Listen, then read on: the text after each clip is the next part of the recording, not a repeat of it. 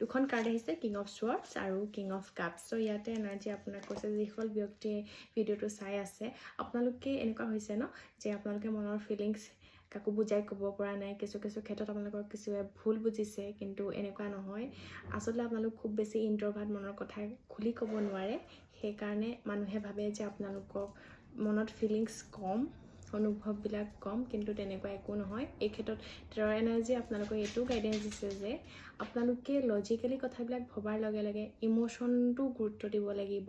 লজিকেলিটো ভাবক, লজিকেলি সিদ্ধান্ত লোৱাটো জৰুৰী, কিন্তু তথাপিতো ইম'শ্যনছটো গুৰুত্ব দিব লাগিব।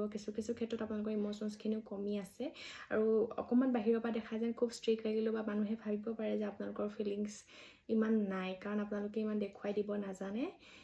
সেই এনাৰ্জি এইটোৱে কৈছে যে আপোনালোকে নিজৰ ফিলিংছখিনি, নিজৰ মানুহখিনিক কেতিয়াবা দেখুওৱাটো প্ৰয়োজন, কাৰণ মানুহৰ লাইফটো আনপ্ৰেডিক্টেবল, কেতিয়া কি হৈ যায় নাজানে। থাকোঁতেই ভালপোৱা মানুহখিনিক আপোনালোকৰ মৰম ভালপোৱাখিনি দেখুৱাই দিয়ক, নহ'লে কি হ'ব জানেনে, মনত থাকিলে শেষলৈকে মনতেই থাকি যাব, কোনো গমেই নাপাব যে আপুনি কেনেকুৱা।